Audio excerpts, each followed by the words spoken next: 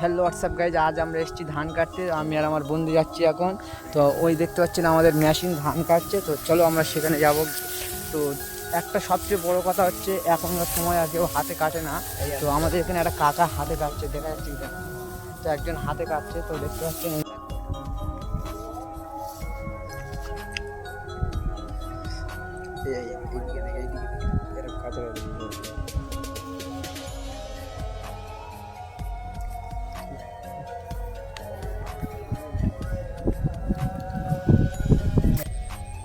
আসসালামু আলাইকুম গাইজ। তো আজকের আমি সকালবেলা থেকে অনেক কাজ করেছি, তো মাঠে আসা হয়নি। তো এখন আমি মাঠে যাচ্ছি, আমাদের জমি চাষ হয়েছে, তো সেগুলো ধানগুলো কাটতে যাচ্ছি।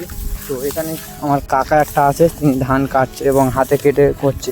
তো এখনকার সময় মেশিনে করছে, তো চলো বিস্তারিত আমি তোমাকে দেখাচ্ছি। এখানে কিছু লোক ধান কেটে ঝাড়ছে মানে হাতে, আর এখনকার সময় হাতে আর কেউ করে না, সবাই মেশিনে করে। তো আমরা মেশিনের কাছে যাবো, চলো। তো দেখতে পাচ্ছেন এতটা ধানের চাপ হয়েছে, আমাদের যেতেও অসুবিধা হচ্ছে। মানে এইসব এখন কাটা হয়নি, তো কেন কাটা হয়নি আমি জানি না। তো যত সম্ভব আমরা ধানগুলো পাকিয়ে নিই। তো দেখতে পাচ্ছেন ধানগুলো পাকছে না, ওই জন্যে। তো এটা কি ধান আপনারা কমেন্ট করে জানাবেন, যারা চাষ করে অবশ্যই তারা বলে দিতে পারবেন। তো আমি বললাম না, কারণ যারা চাষ করে তারা বলবেন। তো এগুলো আমাদের গ্রাম অঞ্চলে এটাকে সত্যি কথা বলতে গেলে সোনা সোনা, এটা হচ্ছে আমাদের সোনা সোনা। আমাদের বাঙালিদের এটাকে সোনা বলা হয়, সোনা। তো এটাই আমরা চাষ করি, এটা আমাদের গর্ব, ধান। তো এখানে কিছু ধান এতটা মানে আমাদের মানে যে রাস্তা, মানে মাঠের রাস্তা, যে মানে আল, যেটাকে আমাদের বাংলা ভাষায় বলে, তার উপরে পুরো মানে পড়ে গিয়েছে। যত সম্ভাবনা বৃষ্টি হওয়ার কারণে কিছুদিন আগে আমাদের এখানে শিলা বৃষ্টি হয়েছিল। তো শিলা বৃষ্টি অন্য জায়গায় শিল পড়েছিল, আমাদের গ্রাম অঞ্চলে পড়েনি, যার কারণে ধানগুলো এখনও ঠিক আছে। তো দেখতে পাচ্ছেন আমরা প্রায় চলে এসেছি। তো আমাদের যে ধানগুলো সেগুলো আমরা হাত দিয়ে কাটিয়েছি, কারণ মেশিন দিয়ে কাটলে একটা জিনিস ভালো হয় কি, তাড়াতাড়ি হয়ে যায়, তোমার ঝাড়তে হবে না, এটাই হয়। আর এটাই সত্যি কথা বলতে গেলে হয়।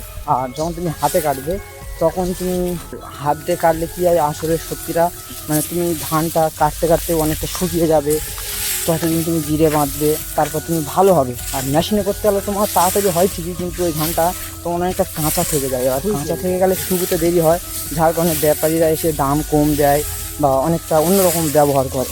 তো হাতে কাটা ভালো। তো এখনকার সময় আর হাতে কাটা হয় না বেশিরভাগ সময়টা, কারণ এখন মানুষটা অন্যরকম হয়ে গেছে, এখন ডিজিটাল যুগ, বুঝতে পারছেন।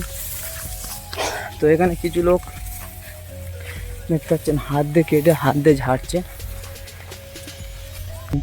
তো দেখতে পাচ্ছেন এখানে করেছেন, তো এনারা দেখতে পাচ্ছেন। তো এখানে হচ্ছে আমাদের গ্রাম অঞ্চলে এটাই অনেক পুরাতন, যেটা এখনো চলছে আমাদের গ্রাম অঞ্চলে। তো যে ওই একটা বাগান দেখতে পাচ্ছেন, ওটা আমাদের এখানে বড় বাগান বলা হয়। তো এর পরের ভিডিওতে আমি সব কিছু দেখাবো। এখন আজান দিচ্ছে, যার কারণে আমার বাড়ি যেতে হবে। তো এখন আমরা চলে যাব। তো এখানে গ্রাম অঞ্চলের পুরো ভিডিওটা আমি তোমাদের দেখাচ্ছি, তো চলো আমার সাথে থাকো। দেখতে পাচ্ছেন আমার বন্ধু বলছে চ আর একটু গিয়ে দেখে আসি। তো এখন যাওয়া যাবে না, সামনে একটা ঘর হচ্ছে ওখানে। তো ওখানে গেলে একটা পাড়া। তো এক সময় আসতে 3-4 বছর আগে এখানে কোনো ঘর বাড়ি ছিল না এইসব জায়গায়, শুধু এইখানে ছিল। আজ থেকে এই ঘরগুলো হয়েছে 10 বছর হচ্ছে। তো এই ঘরগুলো যেসব এখন নূতন হচ্ছে, এইসব এখন তৈরি হয়নি। তো এই জায়গাটা কেন চাষ করেনি, ওই জায়গাটা শ্যালো শ্যালো আছে। তো একটা কথা বলবো, যারা গ্রাম অঞ্চলে থাকে তারা এই ধানের মর্মটা বোঝে, বা চাষ থেকে শুরু করে কাটা পর্যন্ত। যারা শহরে থাকে তারা অতটা বোঝে না। তো জানি না এই ধানগুলো আমরা চাষ করেছি কোন শহর এলাকায়, কোন বাবুরা খাবে এই সব, তাই তো দোস্ত? হ্যাঁ। চাষ করবো আমরা কষ্ট করে, কিন্তু খাবে অন্য লোক। তো যখন খাবে ভাতটা, তখন ভাতের উপরে রাগ করে ফেলে দিও না, একবার ভেবে দেখবে যে এই ভাতটা কোন কষ্ট থেকে কোন মানুষ চাষ করেছে, কোথায় থেকে উঠে আমার এই বাসনে এসছে, আমি খাচ্ছি। একটা জিনিস সবচেয়ে কষ্ট।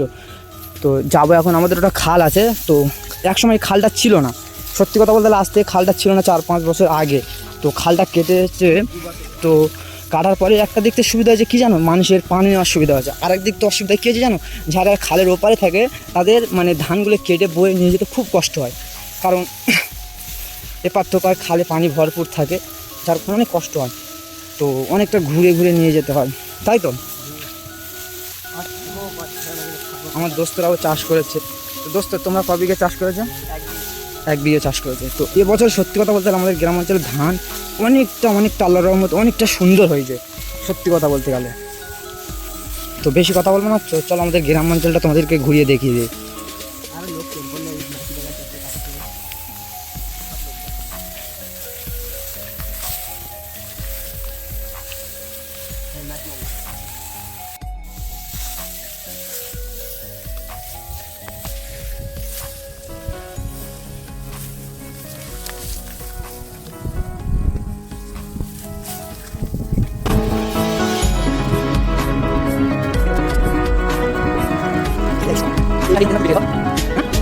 এই ধানটার দেখতে পাচ্ছেন পুরো অন্যরকম একটা।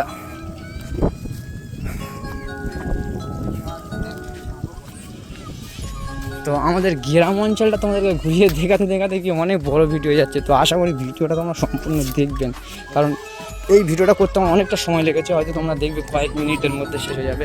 তো এখানে একটা ব্রিজ আছে, যেটাকে আমরা সাঁকো বলি বাংলা ভাষায় আমাদের গ্রাম অঞ্চলে। তো এই বাচ্চাগুলোর বাড়ি অনেক দূরস্তরে, মানে অনেক দূরস্তরে বলতে খালের ওপারটায়। এটা